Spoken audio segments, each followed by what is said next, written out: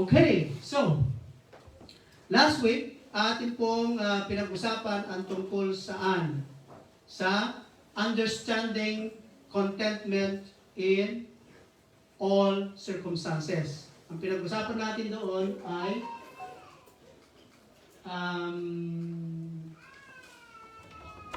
nasa verse 12. Yan. Ito yung ating pinag-usapan, experiencing abundance and need. Na kung saan tinalakay natin yan na bawat isa ay merong tinalakay natin ang bawat isa, hinimay-himay natin na kung saan ay ang unang pinag-usapan natin ay contentment in all circumstances. Sinabi ni Paul, I know both how to be abased and I know how to be abound. At nandiyan yung mga key verse at mga reference verses na pinag-usapan natin.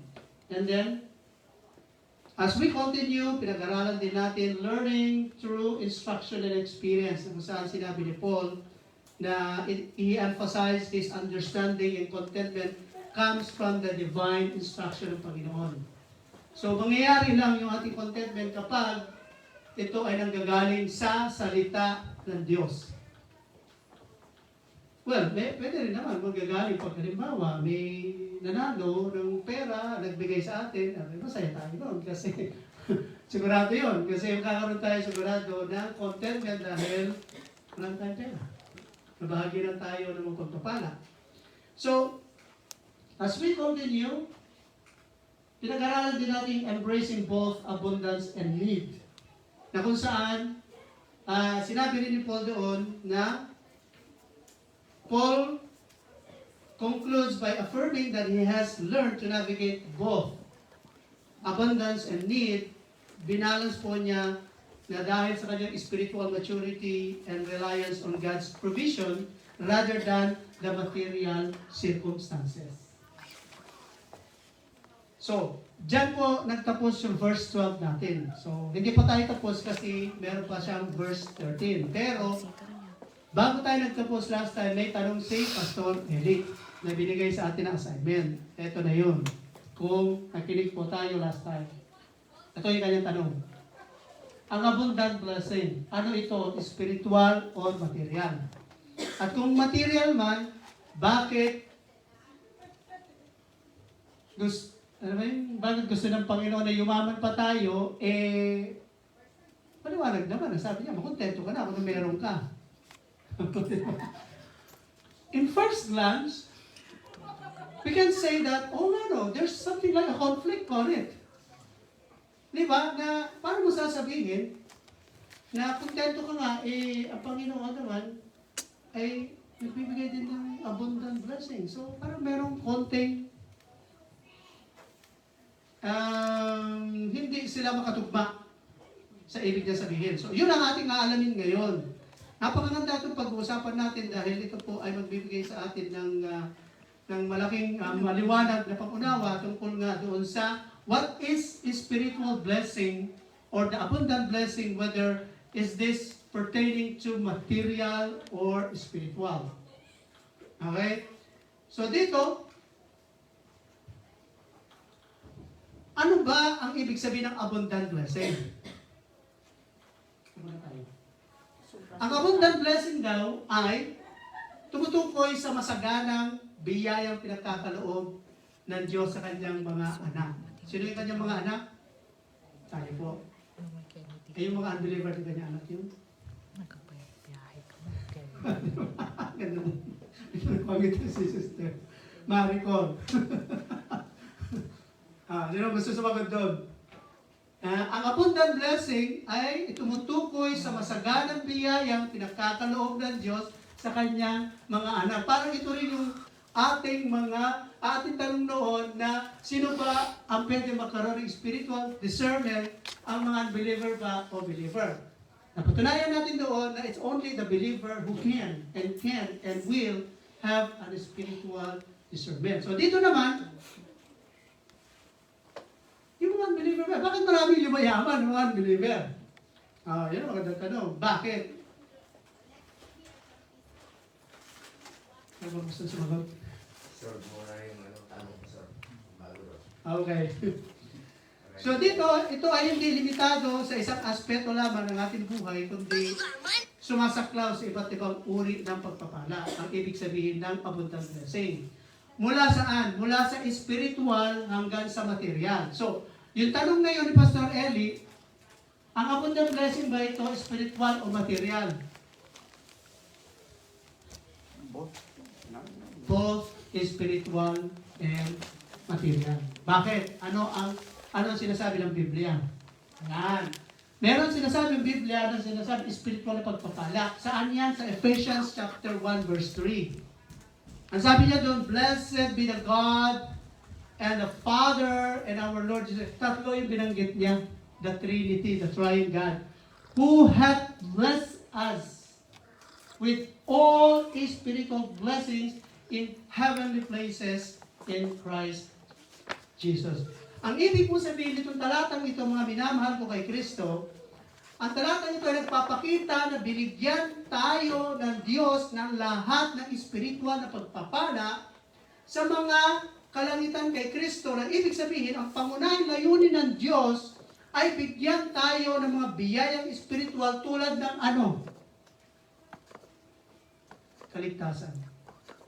So yan sa mga pagpapalang pang-spiritual. Pag-ibig. Ano pa? Anyone? Ano pa ang mga pagpapalang yan? Spiritual blessing yan. Na-pick up natin yan the last few weeks or months. Pinag-aralan natin yan at nasambit na natin dito pa ulit-ulit yun. Kapayapaan, the peace. It is one of the blessing that God hath given to us. Ano pa? At marami pang iba. Well, one of the blessing is how we can forgive. Isa yan sa mga spiritual na napakahirap gawin ng isang tao ang magpatawad. Pero kung yan ay nakuha natin, natamo natin, ay isa yan sa mga tinatawag na, isa lang sa mga tinatawag na abundant blessing. Okay, ano pa? Colossians chapter 3 verses 1 to 2. Ano sabi niya dyan? If ye then be risen with Christ, seek those things which are above, where Christ, seated on the right hand of God, set your affection on things above, not on things on earth. Ano bang ibig sabihin yan? Ang talatang ito ay nag-uudyok sa mga mananampalataya na ituon ang kanilang isipan at puso sa mga bagay na makalangit kaysa sa makamundong bagay. Pinapahalagahan ito ang kahalagahan ng mga espiritual na pagpapala na mas higit sa material ng kayamanan. Number 2. Ano pa yung mga sinasabing abundant blessing na yan? Natalakay natin espiritual, punta naman natin ang material na pagpapala. Dito, sinasabi niya dito sa Philippians chapter 4 verse 19, but my God shall supply all your need. All your need. Hindi niya sinabi dyan na half, 1/4. Hindi niya sinabi dyan na portion. Hindi. All our need. Lahat. But my God shall supply all your need according to His riches in glory of Christ Jesus. So, ibig sabihin, meron talagang abundant blessing. Dahil siya mismo nagsasabi niya na sinusupply niya lahat ng ating mga pangailangan. Ano ibig sabihin nito? Ang talatang ito, mga minamahal, ay nagpapakita ng pangako ng Diyos na tutugunan niya ang lahat ng ating pangangailangan ayon sa kanyang yaman at kaluwalhatian niya kay Kristo. Ang Diyos ay naglalaan ng material na pagpapala upang masiguro na ang ating mga physical na pangangailangan ay matugunan. Diba? Shall supply all your needs. Otherwise, wala na sana tayo dito sa Canada. Yung si ate, na ate bisita ngayon, welcome, ay wala na rin sana siya sa US. So lahat ng bagay ito na nangyari sa ating buhay, isa ito sa mga abundant blessing na tinatamasa natin. Next. Proverbs chapter 3, verse 9 to 10. Sabi dito,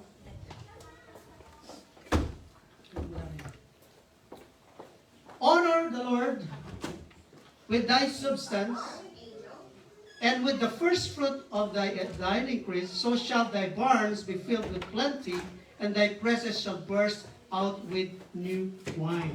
Anong ibig sabihin yan?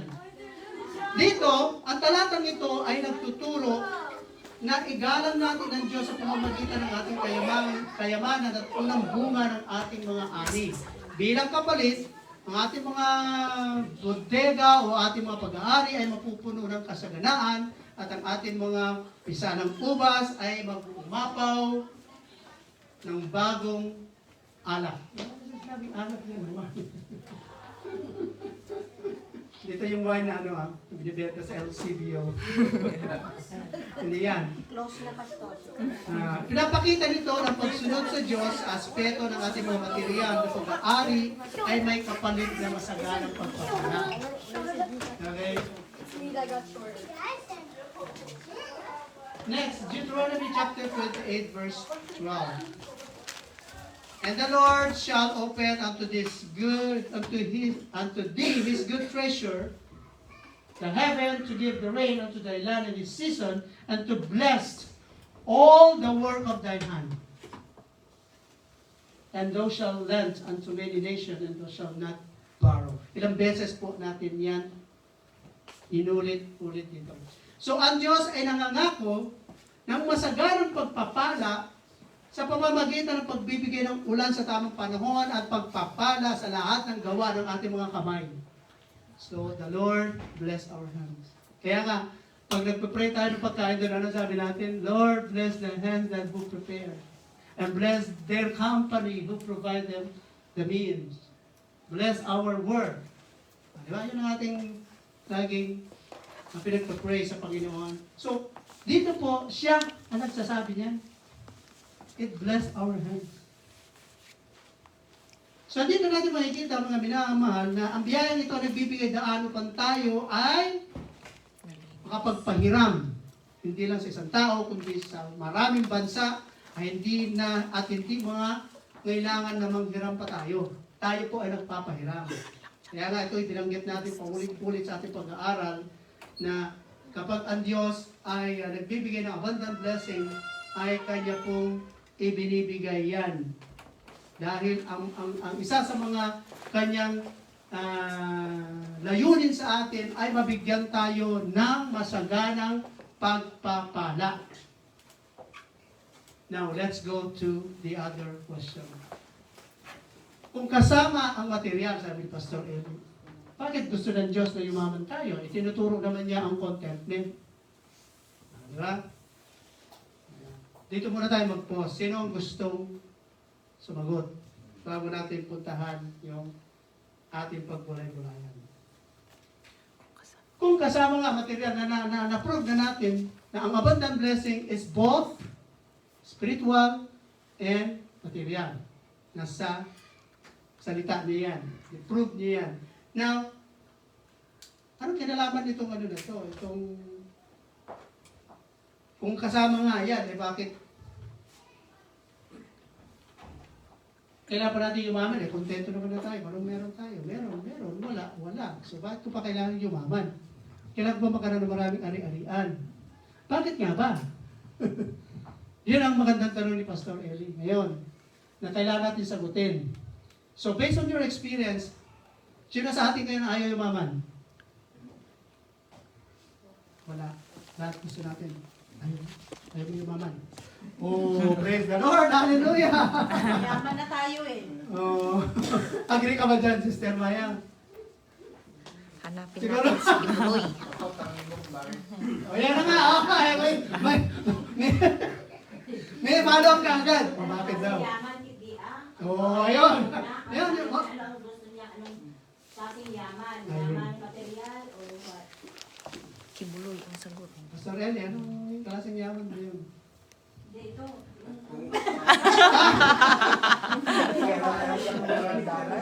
Ayaw na maraming pera. Bakit daw? Mali? Katamtaman. Tama na Kasi yung kontento katamtaman. pa na. Dollars aso? Ayun. So may Tama. contentment siya. Amen. Ayaw niya ng above, Jaya. ayaw niya ng below. Ay, huwag yung Nandito lang, sobra. yung sabihin, Basta kailangan ano. niyang bumili ng panibagong sasakyan na worth Gusto ko 50,000, sustain ko. Isang kaya bumili. Pero gusto ko pera. Gusto niyo ng pera, pero ayaw niya yumaman.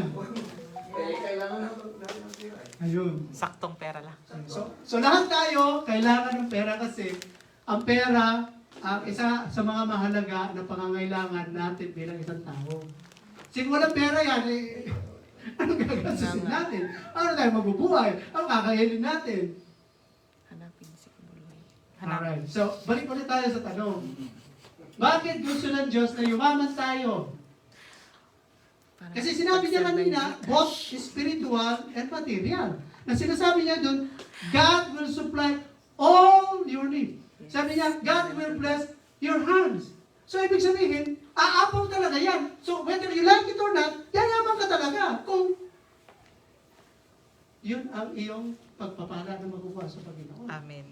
Marami talaga yan. So, Ni ibig Lord. sabihin, whether you like it or not, kapatid, Mm-mm. even you don't like it, but God is faithful, I know. ibibigay niya yun. Dadami yan. Ganun na. Dahil Will ni Lord. yun ang hiningi natin sa Panginoon. Kasi sabi niya, lahat cast all your care upon me. Cast your burden. Dahil ako ang nagbibigay. So kung hindi talaga natin hihingin sa Panginoon, wala talaga. Lord, bigyan mo ko ng asawang may. Kaya kung wala kang, kung gusto mo mag-asawa na yun, hingin mo na ngayon. Dahil isa yan sa mga pagpapala, abundant blessing ng Panginoon. Dahil yan ang design niya. Asawang Na mayaman. mag-aasawa tayong lahat. Ng mayaman.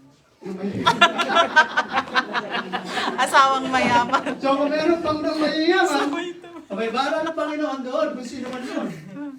Kibuloy ang Diba? sagot. So ito na, sagutin na natin.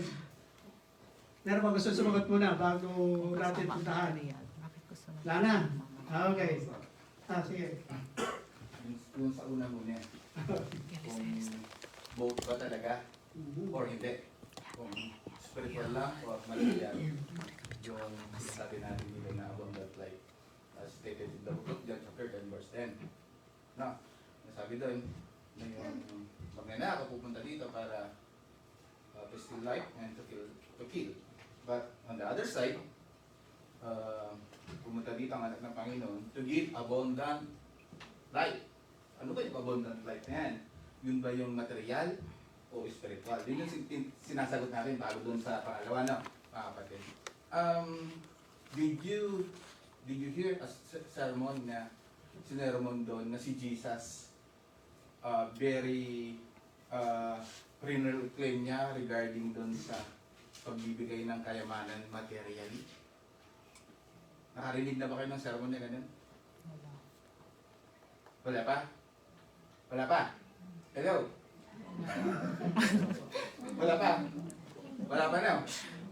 So, never na nakarinig kayo na si Jesus nagturo siya regarding Material. sa abundant life regarding sa material. Wala. Wala. Hello? Wala. Wala. Are you sure? Yata. Wala. Wala yata. No. Not sure. So, hindi pa tayo sure na.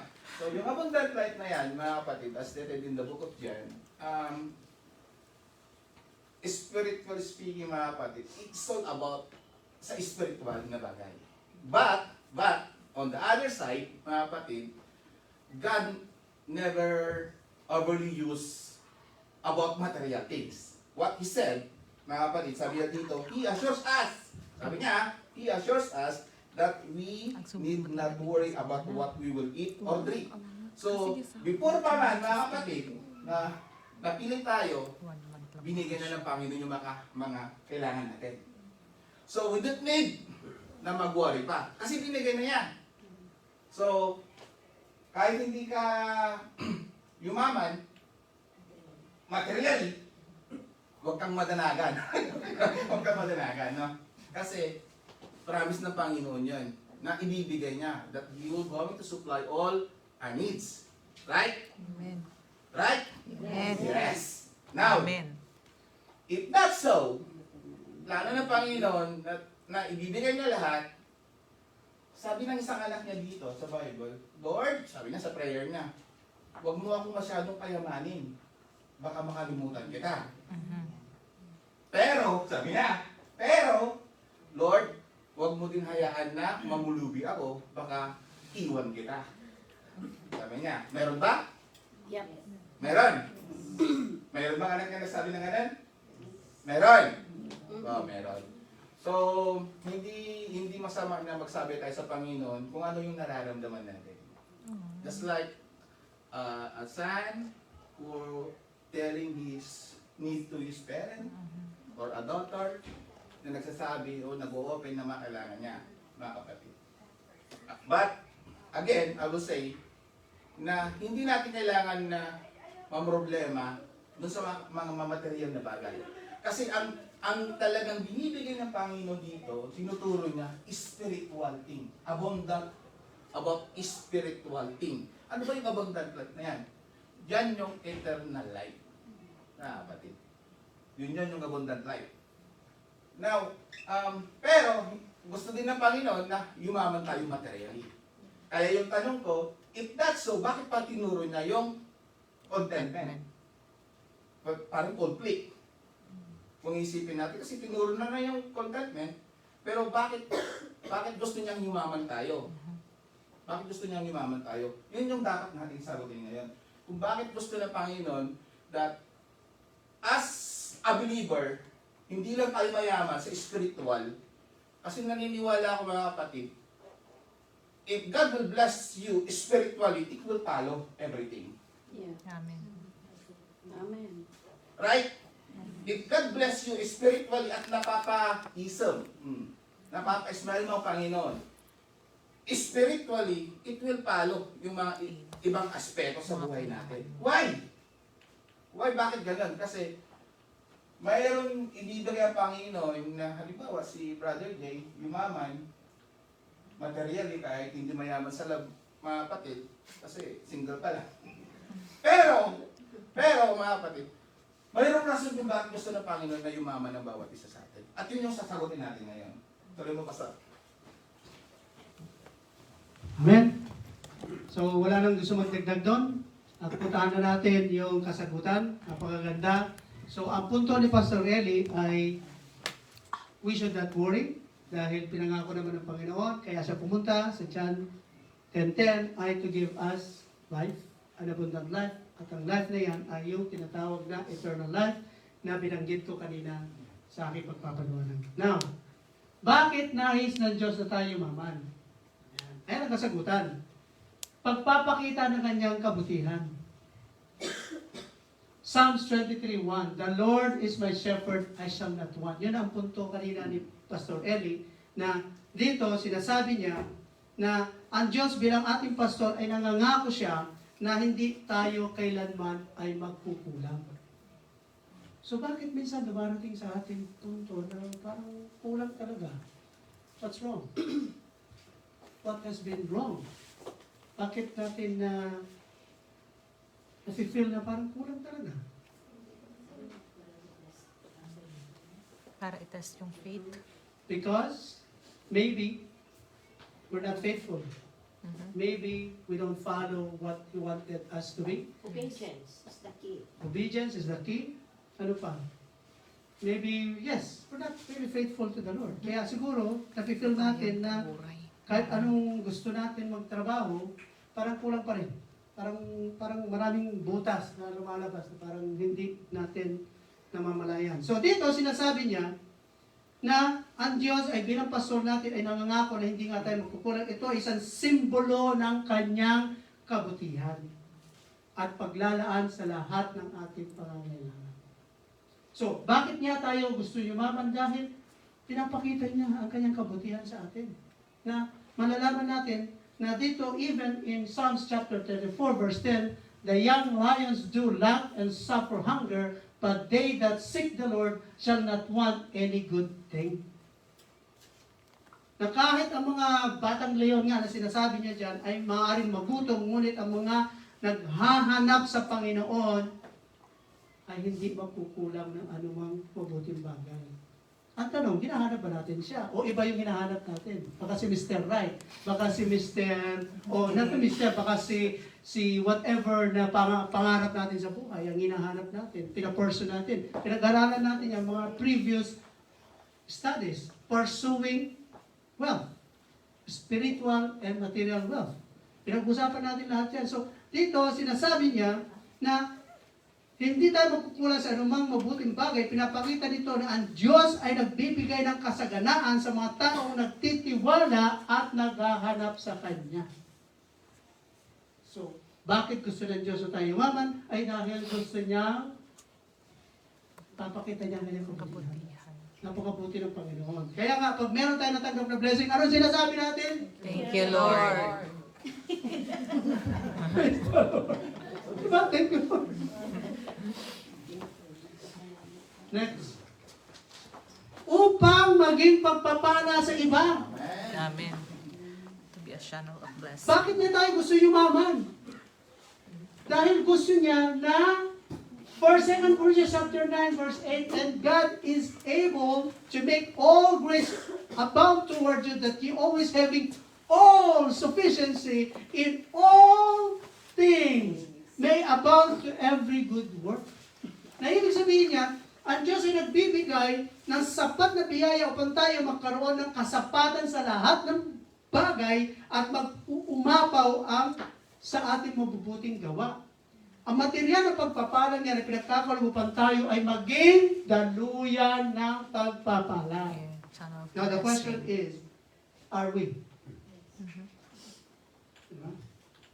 Kanina, binabanggit natin, maybe we're not faithful. Kaya siguro hindi natin nararanasan yung abound. All things, whatever. Ano pa? Acts chapter 20 verse 35. I have showed you all things, how that so laboring ye out to support the weak, and to remember the words of the Lord Jesus, how He said, it is more blessed to give than to receive. Nag-usapan na naman natin yan the last time kung bakit ang tanong noon ay wala sinabi ito sa ating Biblia na sinagot na natin yun. So, ang ibig pong sabihin niya, ang talatang ito ay nagtuturo ng prinsipyo na higit na pinagpapala ang nagbibigay ka sa tumatanggap. Ang kayamanan na pinagkakaroon sa atin na hindi lamang para sa ating sarili upang makatulong sa mga nangangailangan. So, yun ang ibig sabihin nito na kaya tayo gusto ng Diyos na even though He told us to be content of whatever we have, nandun pa rin yung kanyang nandun pa rin yung sabi nga ni Pastor Eli kanina, na pinangako na yan ng Panginoon na tayo ay magsasagana. Whether we like it or not, ang key na lang doon is how we follow, manage, and become faithful of these things. Ano pa ang dahilan? Upang magkaroon ng kapayapaan at kaligayahan sa Kanya. Natural, siyempre, kung pinagpala tayo, bakit tayo masaya? Yun ang gusto ng Panginoon sa atin. Ayaw niya na tayo lagi ay ano tawag doon? Marami yung ating wrinkles. 1 Timothy chapter 6, verse 6 to 8. But godliness with contentment is great gain. Pinag-usapan na natin yan last week. For we brought nothing into this world, and it's certain we carry nothing out. And having food and raiment, let us be therewith content. Ang ibig sabihin niyan, ang pagiging maka-Diyos na may kasamang kontento ay isang dakilang kayamanan niyan. Na kahit pa sabihin natin na salat tayo sa ibang bagay,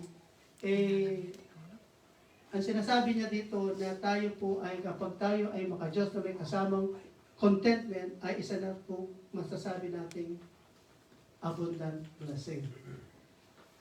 Ang talatang ito ay nagpapala sa mga wala na tayo nga dinala sa mundong ito, kundi rin wala rin tayong madala palabas.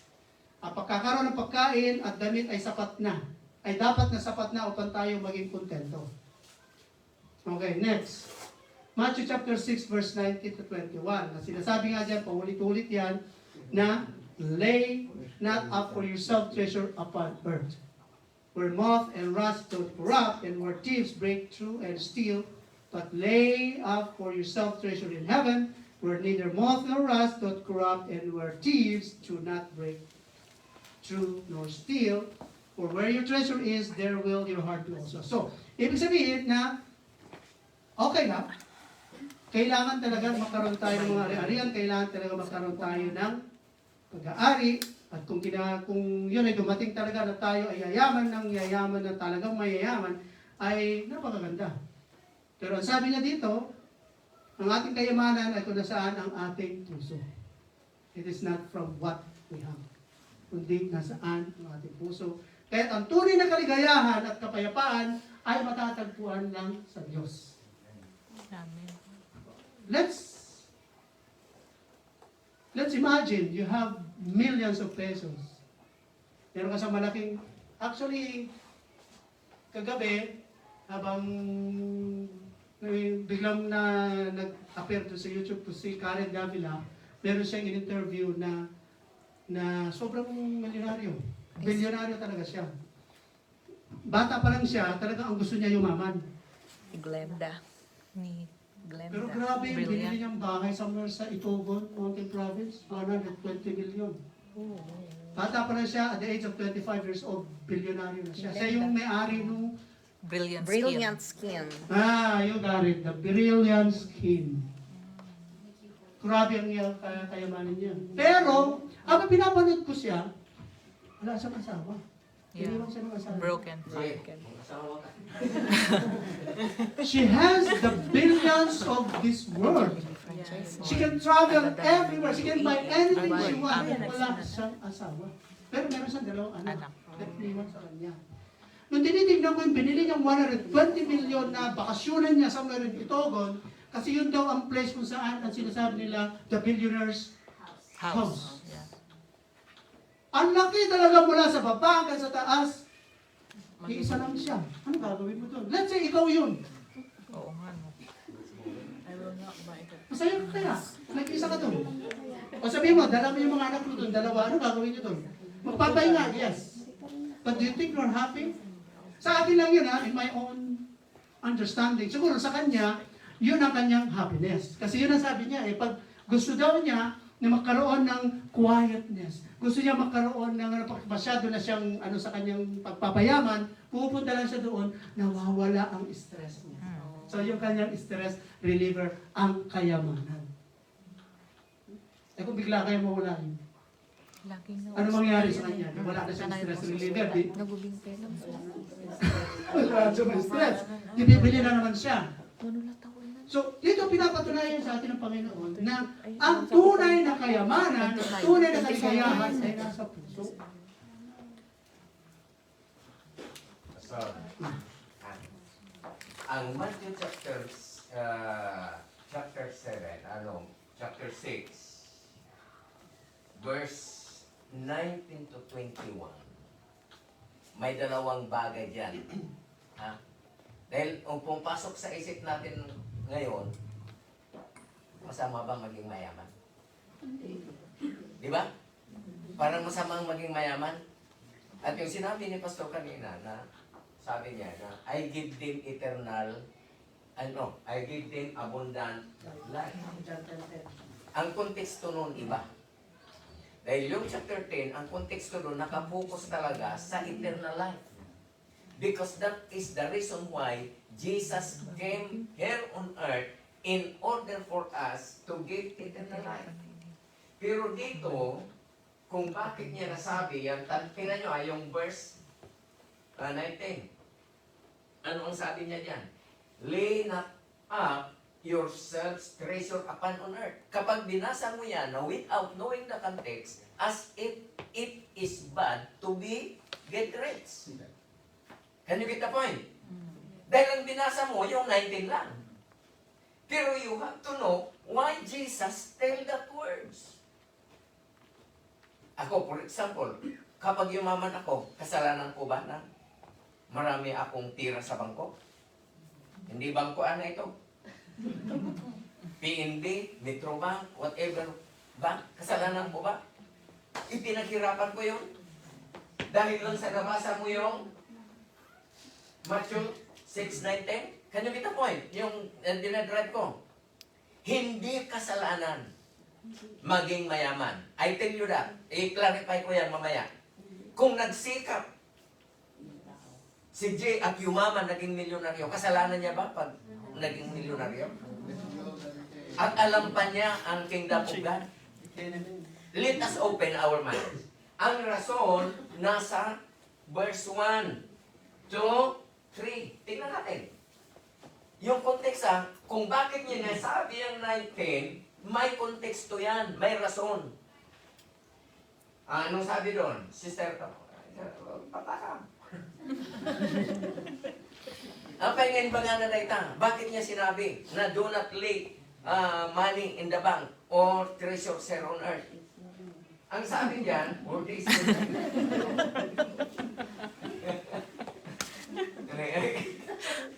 tingnan niyo, yung Bible niyo, open niyo, para makita natin. Para hindi tayo maging ma-confuse. Chapter 6, Jude Matthew. Tingnan natin. Verse 1 to 3.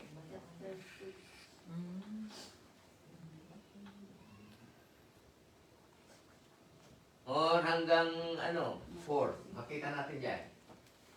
Tingnan niyo Ang sabi diyan ni Jesus, si Jesus ang nagsasalita diyan. Be careful not to practice your righteousness in front of people. So, people yan tingnan nyo, don't practice. Be careful not to practice your righteousness in front of people. Ibig sabihin, mayroong mga tao na nagpapasikap in front of people. To be seen by them.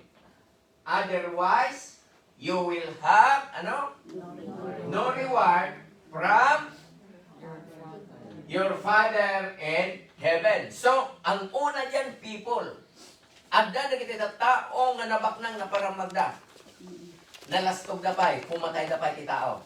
Can you get the point? Okay, tuloy tayo. Verse 3. Verse 2, correct din. So, whenever you give to the poor, of course, kapag may pira ka na, makatulong ka na. Masama ba ang magkatulong? No. Absolutely no. Don't sound a trumpet before you. Ibig sabihin, huwag kang hangoy warwaragawag, Sister Leonor. As the hypocrites, kaya yung mayaman na, ang kanyang batasan, kaugalingong batasan ay hypocrite. Can you get the point? Hypocrite. Do in synagogue and on the streets to be applauded by the people. I assure you, they got the reward. Tingnan nyo kung bakit kinukondem ng Lord yung mayaman dahil nagiging proud sila. But when you give to the poor, don't let your left hand know what your right hand is doing. Ibig sabihin, huwag mong ipangalandakan. Ipagmayabang. Verse 4. So that you're giving, that is material thing. Huwag kang magmayabang. So that your giving may be in secret, and your Father who sees in secret will reward you. Kaya pala, yung mga tao na generous in the heart and mind, the more they give, the more they will be blessed. Acts chapter 20, verse 35. Ngayon, ano ang danger doon? Punta na tayo doon sa 19. Nakita na natin may makatao na pagbibigay, may makataong espiritu. Ngunit sa 19 up to 21, makita na natin yan. Yung pagkundina ng Diyos ni Kristo sa mga mayayaman. Ito yung rason. Tingnan nyo. Anong sa 19? Tingnan natin sa 19. Kanina, Lina, up for yourselves treasure upon earth where moth and rust down corrupt and where thieves break through. Ibig sabihin, lahat ng kayamanan natin ay masisira. Bakit niya sinabi niyan? Dahil may mas importante sa buhay ng isang tao maliban lang sa kayamanan. Ulitin ko ang kayamanan ay biyaya ng Diyos. Ngunit may mas higit pa diyan na kayamanan. Ano yun? Doon sa verse 33. Baka spiritual or Anong sinabi doon? Ay, punta na muna tayo doon sa 24. Sis, 24 muna. Ito yung rason kung bakit kinundinan niya yung mga mayayaman. Sabi niya, no one can be a slave of two masters. Mark the word two masters. At yung dalawang master na yan, very clearly, ano yon? God and money. Yan ang konsepto ni Jesus diyan. Hindi masama ang maging mayaman, ngunit i-prioritize natin ang Diyos. Ha? Dahil kapag ang kayamanan na ang nanguna sa'yo, anong sabi ng Bible? What shall a man profit if he gain the whole world but loses his own soul? Kapag nawala yung kaluluwa niya, hindi pumunta sa langit, yun ang rason na walang kabuluhan yung kanyang kayamanan. That is the reason why. Ngunit in the first place, hindi masama ang maging mayaman. Maganda ang maging mayaman. Lalo na kapag inuna mo ang Diyos sa buhay mo. Kaya sa verse 33, ano nang sabi niya doon? Yan na ang rason sa verse 33 and 34. Ha? But seek first the kingdom of God and His righteousness, and all these things shall be added unto you. So, hindi lang pala yung kayamanan na mayroon ka na ngayon. Kapag inuna mo ang Diyos, dadagdagan pa yan. But remember, as I told you before, that God is concerned to the three aspects of our lives. Number one, physical. Kaya, ang sabi ng Diyos, worship God with all your strength. Why? The Lord wants to be blessed. You will be blessed with your health. You have to worship God with your strength because God wants to bless your health. Number two, worship the Lord with all your wealth. Because God wants to bless your financial aspects. And number three, worship God in spirit and in truth, because God wants you to be blessed spiritually. So, ibig sabihin, material, physical, and spiritual must be balanced in our lives. Dahil kapag material lang tayo, mayaman, ang sabi ng Biblia, mawawas out lahat yun. Mawas out lahat yun. Ang gusto ng Diyos, unahin natin siya. Unahin natin Sa siya. baligamenti ko. Seek first the kingdom of God and His righteousness, and all these things shall be added unto you. I tell you the truth, yung hindi gustong yumaman, hypocrisy yun. Lahat tayo gusto natin yumaman. Amen? Hypocrisy yun. Yung ayaw yumaman, ayaw ang pera, hypocrisy yun. Dahil walang mabubuhay ngayon na walang pera. Di bale, Pastor, wala naman nagsasabi sa atin dito na ayaw natin na yumaman. Kaya nga sinasabi ko na, Wala bago nyo sabihin. talaga. Kaya sinasabi ko na, lahat tayo gusto natin yumaman. By God's grace and mercy. Kung hindi ngayon, bukas, Kung hindi bukas, maybe sometimes. At bukas pa, ngayon na. Okay. Praise the Lord. Okay, so balik tayo doon sa ating, salamat Pastor sa napakaganda ng paliwanag. Kung babalikan natin, ang ating pinag-uusapan ay kung bakit gusto ng Panginoon na tayo ay yumaman, ay dahil nga gusto niya na upang magkaroon tayo ng kapayapaan at kaligayahan sa Kanya. Na sinasabi nga niya dyan na ating nga kanina, na pinapaliwanag sa Matthew chapter 6, verse 19 to 21, na napakaklaro na where your treasure is, there will your heart be also. So, hindi nga nakikita, nasusukat ang kayamanan ng isang tao, whether you are physically rich or not, but you are spiritually rich because you are happy, you are contented, and ikaw ay nakakaroon ng kapayapaan dahil even though you have billions, na sinasabi mo kanina sa example natin na video, na kahit bumili siya ng 120 million na bahay, nag-iisa lang siya. Sa kanya, yun ang kanyang kaligayahan. Pero ang kaligayahan natin ay nasa Panginoon.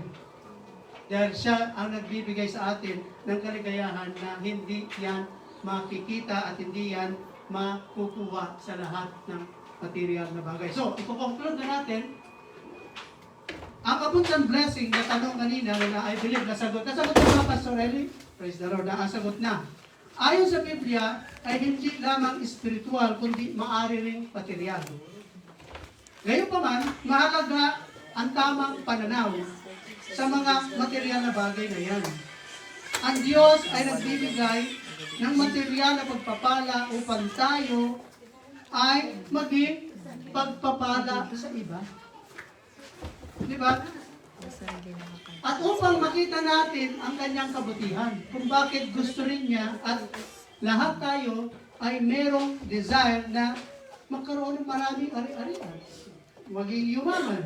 So kasabay nito, itinuturo din at the same time ng ating pinapag-aralan na ang kahalagahan ng pagiging kontento sapagkat ang tunay na kaligayahan ay matatagpuan lamang sa Kanya. So yan ang ating napag-aralan sa ngayon. Itutuloy natin next week ang question ng ating verse 12. How can we prepare ourselves spiritually to face seasons of abundance and seasons of need? Amen. Paano natin ito ma-prepare ang sarili natin? Well, sabi ko nga last time, kapag tayo ay abundance, well, siyempre, gastos dito, gastos doon, bili dito, bili doon, punta dito, punta doon, di ba? Natural lang yun. Kasi nga, we deserve it. Kasi pinagpaguran nga natin, kung meron tayong nakuha, then that is what we have been blessed with God. So pag-usapan natin yan next week, at tayo na po ay magtatapos. Meron pa ba? Pastor, meron pang ano? Meron pa konti pa. Gusto ko lang ano doon. Ito ay medyo debatable, ngunit biblical. It sounds debatable, but biblical. Psalm 139, verse 14 to 16. Okay. Bakit ko sinabi na debatable, but biblical? In fairness naman sa mga mayayaman na, at sorry naman doon sa medyo mahirap talaga. Yan ang debatable but biblical. Let us read carefully. Mabalin mo bang may sasis? Because it's hard for me to speak by my own. I have to use the word of God. Ang sabi diyan, I will praise you because I have been remarkably and wonderfully made. Bakit siya nagpasalamat sa Panginoon? May dalawang rason. Ano yon? Wonderfully and remarkably made. What does wonderfully made and remarkably mean? Nakaskas daw. Yun yung itsura natin, yung wonderfully. kung ano yung itsura natin, may lumpak ang ilong, may medyo matangos, may sarang.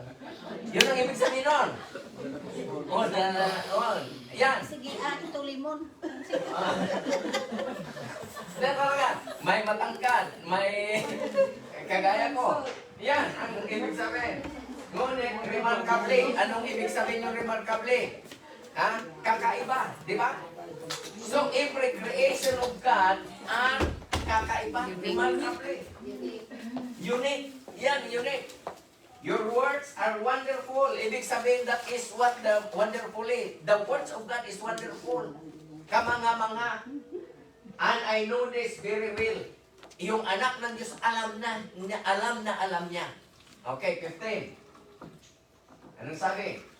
My bones were not hidden from you when I was made in secret. Oh.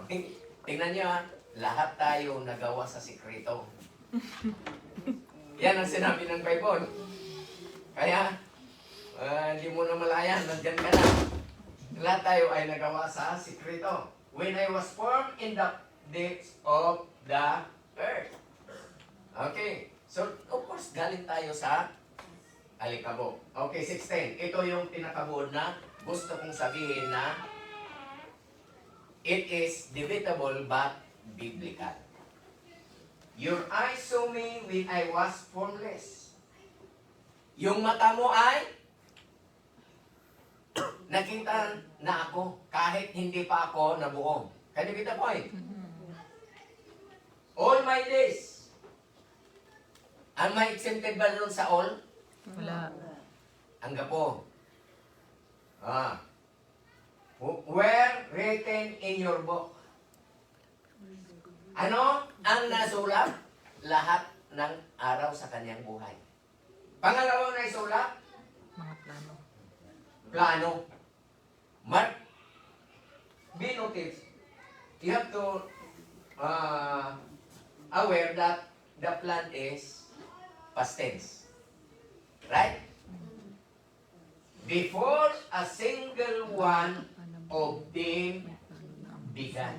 Nakasulat ang libro na Were written at your book kasama activity. and planned before a single one of them began. What is the connection to our lesson regarding kayamanan at kahirapan sa buhay? Naisulat na. Correct. We are born to be like that. Can you get the point? Kaya wag mo nang tanungin yung sarili mo, bakit yung kapatid ko ay naghihirap, ako ay medyo may pira. You are born to be like that. And before you were born, it was written at the book of God. The only thing you do is worship God with all you have. Amen? Amen. And you have to long the eternal life. You have to be thankful of that. Huwag kang magsisi kung anong meron ka ngayon. Amen. Praise the Lord. So, yan po ay nagtatapos ang ating pag-aaral. Na po isa-summarize natin, it always boils down to eternal, spiritual, at hindi dito sa mundo. Ang tinuturo ng ating pag-aaral ay walang masama kung meron ka, marami ka, whatever, kundi ang itinuturo niya ay both at the same time, but the most important there is spiritual. Amen. Let's Amen. pray. Lord, salamat po, Panginoon, napakabuti mo. Salamat sa pag-unawa. Salamat po, Lord, sa mga revelation na binigay niyo sa amin. Salamat, Lord, sa pagtuturo. Tunay nga po, Lord, minsan kami po ay nasisiphayo kung bakit minsan, Lord, ay mangangailangan pa kami. At alam mo po, Panginoon, ang pangangailangan pa sa amin. Ano man ang aming mga pagkukulang pa, Panginoon, speak our heart. Bigyan niyo po kami, Panginoon, ng tamang pananampalataya at tamang direksyon ng aming pananampalataya, Panginoon. Upang sa gano'n, ma-align doon sa gusto mo na mangyari sa aming buhay dahil siguro may mga bagay, Lord, na pag-usapan namin kanina na maybe because we are not faithful, maybe because we are not, hindi kami masyadong magiging napakabuting steward ng aming mga pagpapala na binigay mo sa amin, kundi waldas dito, waldas doon, Panginoon. Lord, help us, O Lord, worship you, to thank you for all the blessing that you have provided us. Salamat po Lord sapagkat nangako ka na you will provide everything that we need. So whatever man, Panginoon, ang nasa puso namin, ay tanggalin mo po Lord ang pagdududang yan dahil alam namin na ikaw po ay isang Diyos na mananatili magpakailanman sa pangalan ng Panginoon Yesus. Amen.